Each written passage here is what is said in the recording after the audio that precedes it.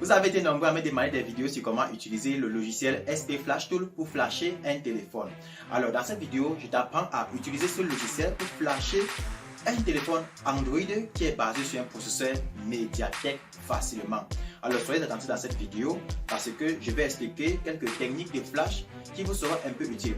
Alors en passant, je vous invite à aller vous abonner à la chaîne YouTube de mon collègue Phone Unlock officiel, dont le lien est en description de cette vidéo avant de continuer la vidéo. Alors, tout d'abord, qu'est-ce qui nous amène à flasher un téléphone Android? Alors, c'est parce que le système ne s'allume plus correctement, donc ça ne démarre plus correctement, ou bien parce qu'à chaque fois que nous utilisons notre téléphone, ça ralentit beaucoup, c'est tellement lent, ou bien on ne parvient plus à passer les appels parce que le téléphone a perdu son email, ou bien la bande de base est invalide. Il y a plusieurs facteurs qui nous poussent à reprogrammer notre téléphone. Comme je l'ai dit, il y a beaucoup plus de ralentissement du système. On ne parvient pas à manipuler simplement notre téléphone. Donc ça plante, ça fait beaucoup de choses. Et il y a aussi les téléphones que lorsqu'on allume, ça cale toujours sur un message d'erreur du genre Fast Boot Mode, ou bien quand on allume, ça boucle sur le logo d'allumage comme Itel, Tecno, Samsung, Huawei, etc., etc. Quand un téléphone plante à ce niveau ou bien ça bug à ce niveau, alors on connaît déjà qu'il faut reprogrammer. Et quand on dit reprogrammer, on parle de flasher. Donc flasher, c'est le processus de reprogrammation, c'est-à-dire on va installer un nouveau firmware dans le téléphone.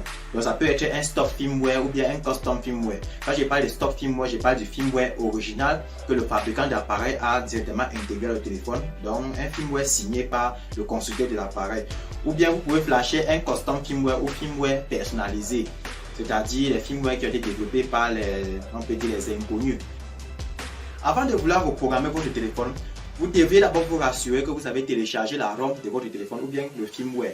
Donc je ne cesse de répéter que le mot-clé ROM, firmware ou bien flash, ça ramène à la même chose. Donc je peux te dire que va télécharger la ROM de ton téléphone ou bien va télécharger le firmware de ton téléphone ou le flash de ton téléphone. Tout ça, c'est la même chose. Ça désigne le système Android de ton téléphone. Tu vas été lancé à la reprogrammation de ton téléphone. Va d'abord sur Google, tu recherches le firmware qui correspond au modèle exact de ton téléphone. Sinon, vous risquez de télécharger un mauvais firmware qui peut briquer votre téléphone. Briquer, c'est-à-dire tuer le téléphone.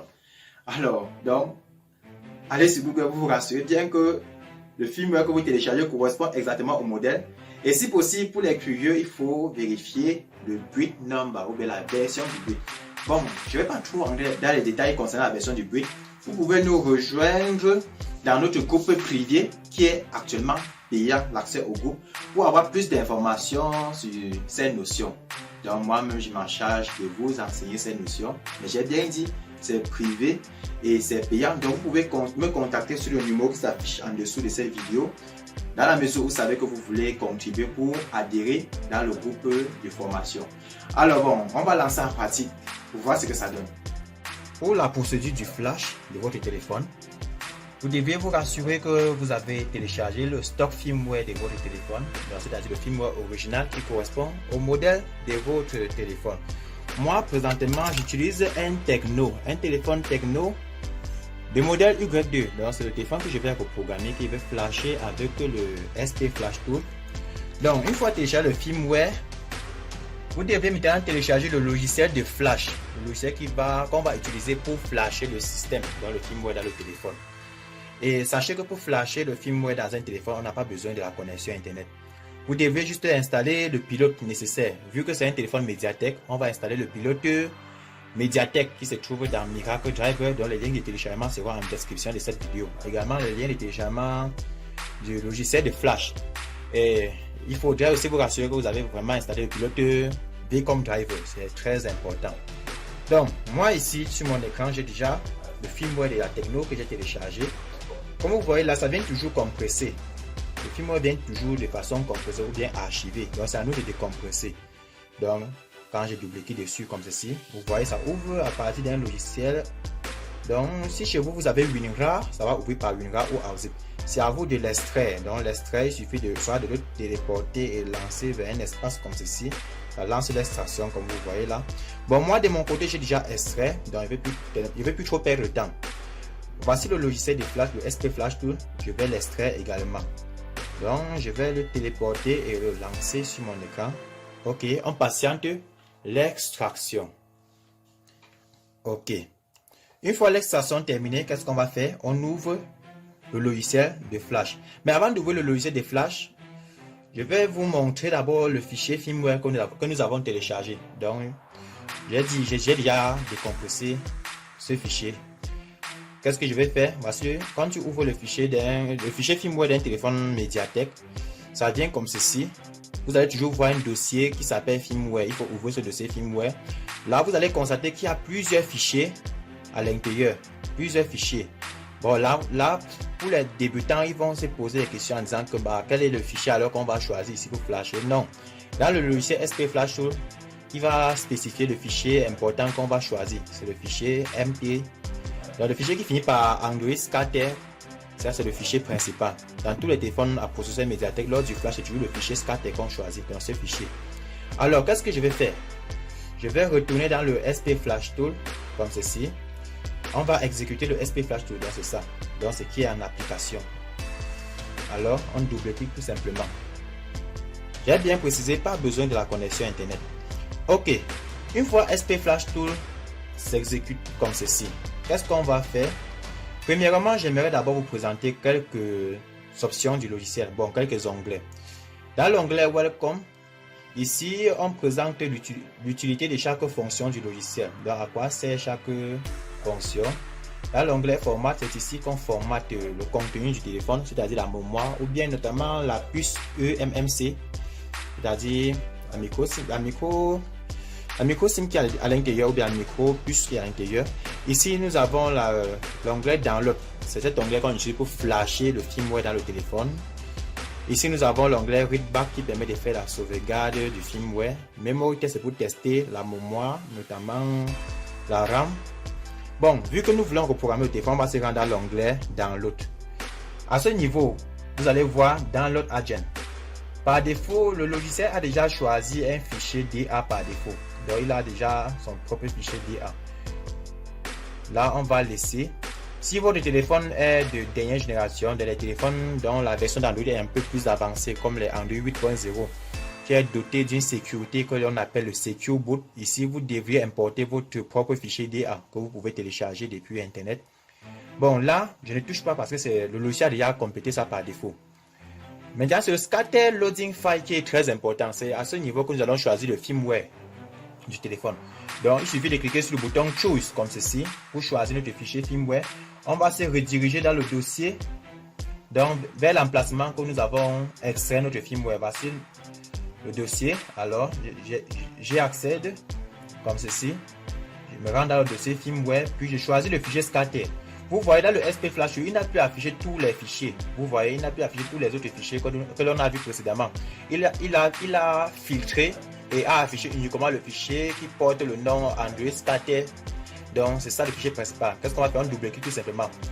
Là, par défaut, il présente tous les fichiers qui peuvent flasher dans le téléphone. Bon, notamment les partitions. Qu'est-ce qu'on va faire? Vu que notre téléphone, ça fait quand même signe de démarrage. Donc, lorsqu'on essaie d'allumer, lorsqu'on allume, ça s'allume quand même, mais ça ralentit beaucoup. Ou bien, ça cale sur le logo Techno. Donc, ça fait une boucle à l'infini. Qu'est-ce qu'on va faire? On décoche toujours le préloader. Donc, je vous conseille de décocher le préloader, sous peine de ne pas briquer votre téléphone. Une fois décoché le préloader, qu'est-ce qu'on va faire? On se rassure toujours qu'on a laissé sur Download Only parce qu'on veut juste flasher le firmware. Ici, si vous voulez faire la mise à jour du firmware du téléphone, vous choisissez Firmware Upgrade. Mais si vous voulez formater l'ancien firmware et installer le nouveau, vous prenez Format All. Mais je vous conseille plutôt Download Only, c'est important. Et au niveau de Authentication File, ça c'est pour les téléphones de dernière génération qui sont dotés d'une sécurité avancée. Parce qu'il y a des téléphones comme par exemple les dernières sorties de Infinix qui nécessitent un fichier d'authentification pour flasher un stock firmware ou bien un custom firmware. Bon là, on a déjà paramétré le logiciel normalement. Donc c'est rassure que on a choisi le Scatter File, on a décoché le Preloader, c'est important. Et que le DA, le Download Agent ou bien là où on choisit le fichier DA File, par défaut, SP Flash a complété tout seul. Qu'est-ce qu'on va faire? On clique sur le bouton Download. Maintenant, après avoir cliqué sur Download comme ceci, vous voyez comment on voit juste le bouton Stop qui s'affiche. On se rassure que le téléphone est éteint. Donc on enlève la batterie, on patiente 10 secondes. Parce que si vous ne patientez pas 10 secondes, vous pouvez remettre la batterie, le téléphone s'allume seul. Une fois. OK. Comme le téléphone c'est un processeur, donc ça utilise un processeur Mediatek, on ne va pas appuyer les touches, on connecte juste comme si on mettait en charge. Automatiquement, le logiciel va mettre le téléphone en mode flash. Alors, on connecte une fois, on patiente. Ok, il a détecté. Vous voyez une ligne rouge qui apparaît là. Ok, maintenant voilà le flash qui commence. Regardez. Ok. Le flash a débuté. On va patienter. Dès que ça atteint 100%, cela veut dire que le logiciel a terminé avec succès. Et maintenant, nous allons déconnecter notre téléphone et le démarrer pour voir le changement. Donc, on va patienter jusqu'à ce que ça atteigne 100%. Pour cela, vu que ça va prendre un peu de temps, je vais mettre la vidéo en pause pour économiser également vos mégas.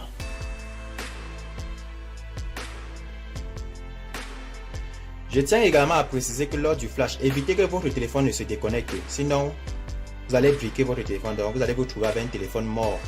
Donc, on dirait un cadavre. Donc, il faut vraiment prêter beaucoup attention et rassurez-vous que votre machine est dotée d'une bonne autonomie. Donc, la batterie, que votre batterie résiste. Il ne faut pas que lorsqu'on coupe la lumière là, ça s'éteigne. Sinon, vous allez gâter le téléphone.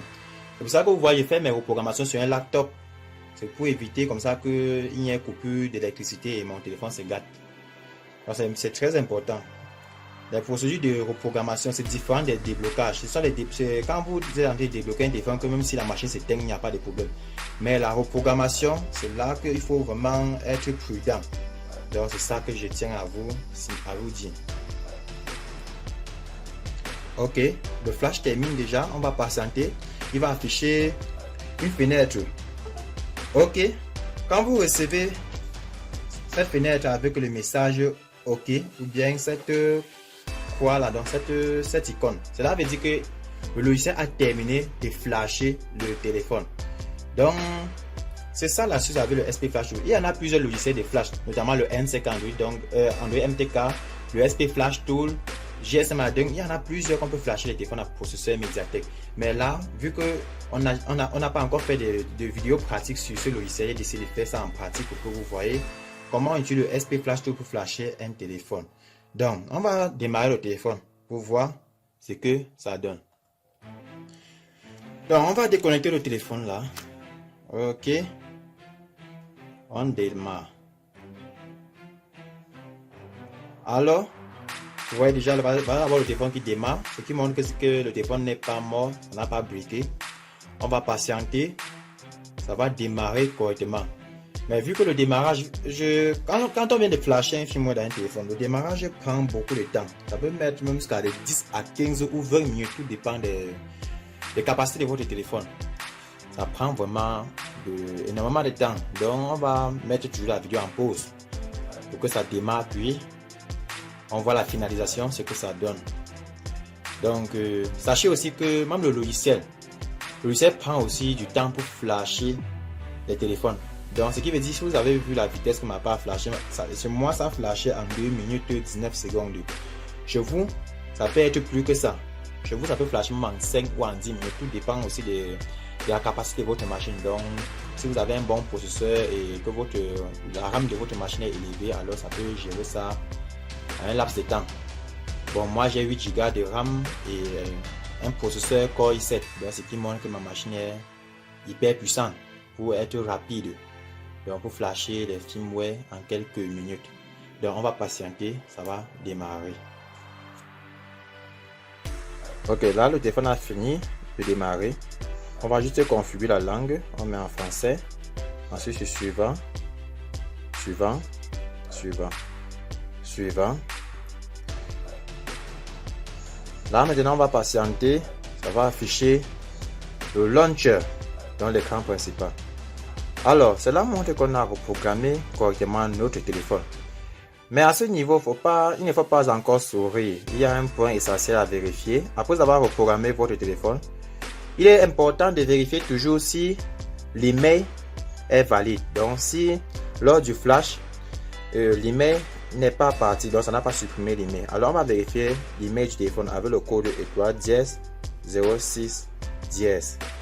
Vous voyez? Ça met là-bas email invalide.